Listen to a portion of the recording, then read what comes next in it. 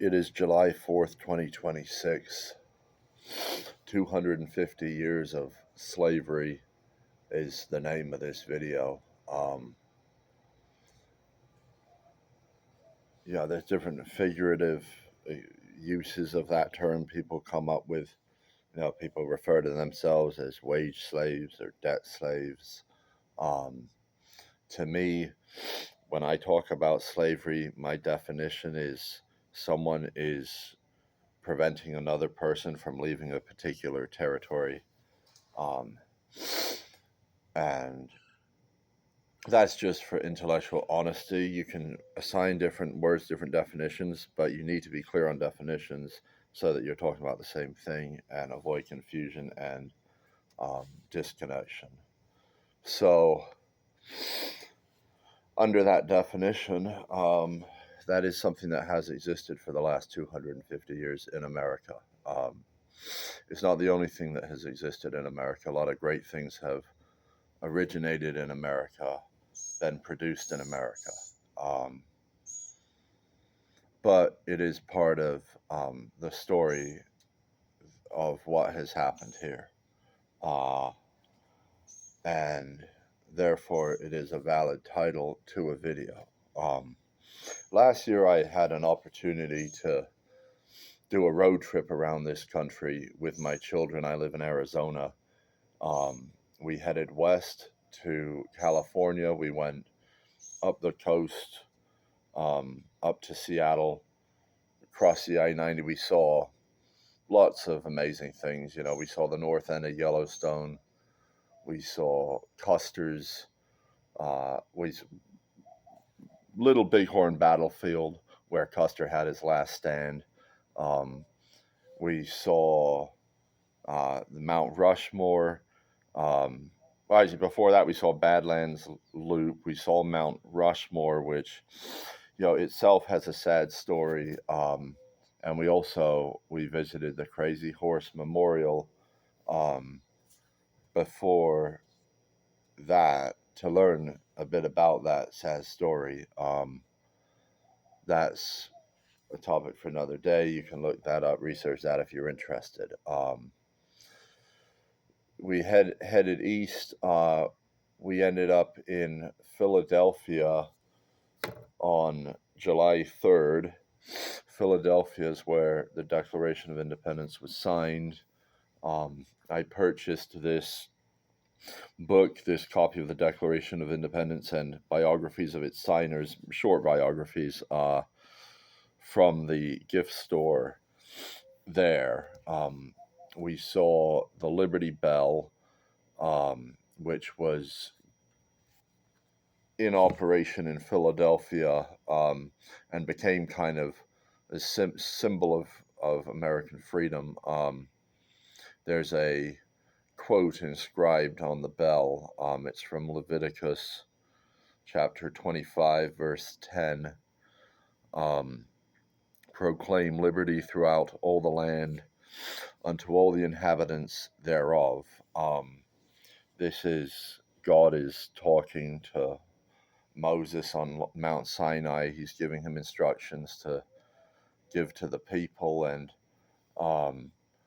he's talking about, he gets into this jubilee, this forgiveness of debts that he proposes, or he commands. I guess in his case, in my case, it's a proposal.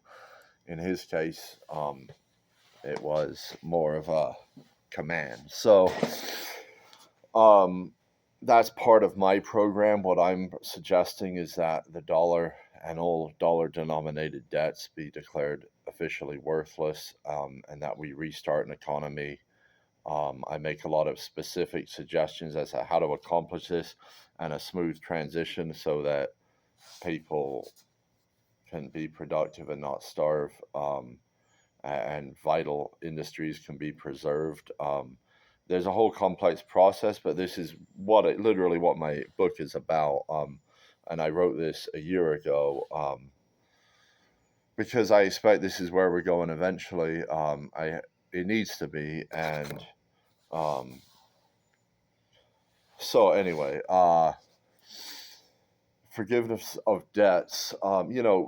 During this, God also talks about this idea of ancestral land being returned to its owners. That's something that's going to create a lot of controversy.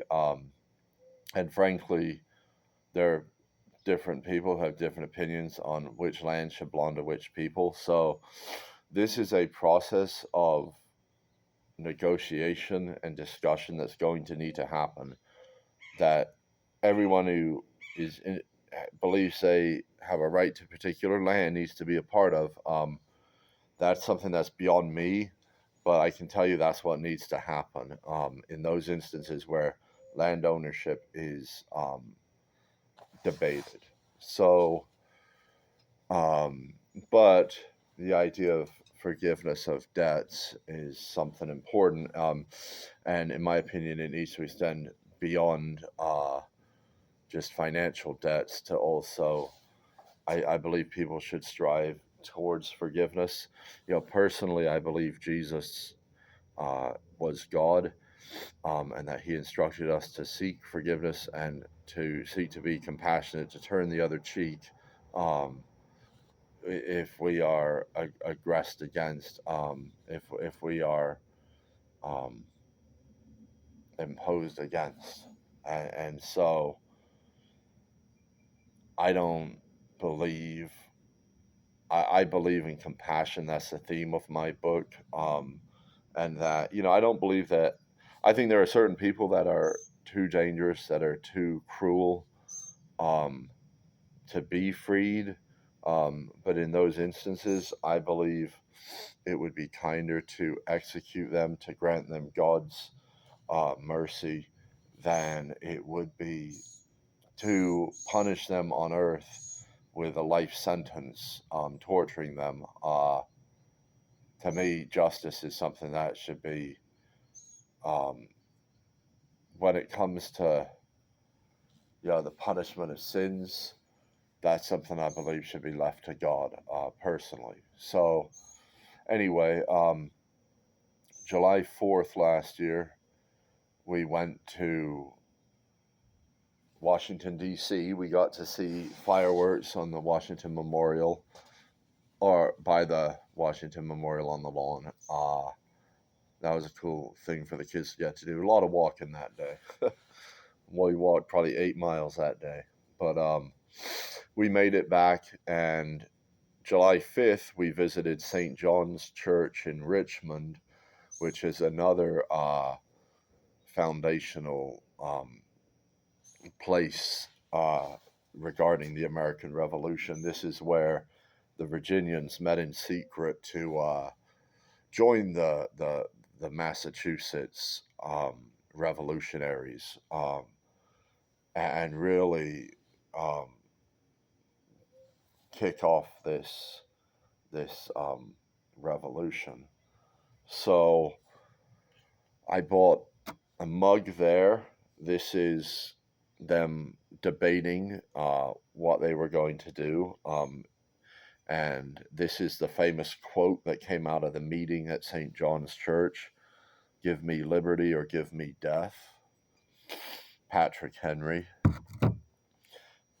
There is a there is a signer of the Declaration of Independence, George Wythe, who is mentioned in this book, a member of the Virginia House of Burgesses. He was a judge, he was a lawyer, um, and he was known not only for signing the Declaration of Independence, but for personally freeing his slaves. And this was in the 1700s, where this was a major institution that wasn't didn't have any real. This was just a part of society at that time. So he was um, a true advocate of freedom and liberty, and demonstrated that through that emancipation of his own slaves, which shows that people don't have just because a government is doing something, that's bad, you don't have to personally identify with that, man. You know, just because a government doesn't mean every person who's under the jurisdiction of that government is believes in the things that government's doing, or should be morally responsible for the things that government is doing. Yeah, people are only given these couple of major choices on the ballot. I think people should vote libertarian, uh, but and that's what I do. Um, I think Chase Oliver, frankly, would have been a lot better than either of the other two sides. I maintain that, um, having seen what we've seen since the election. You know, I believe in freedom. I believe in free trade. I believe in free competition. Allow competition is what it says on my shirt. That's my story. I'm sticking to it. Happy July 4th.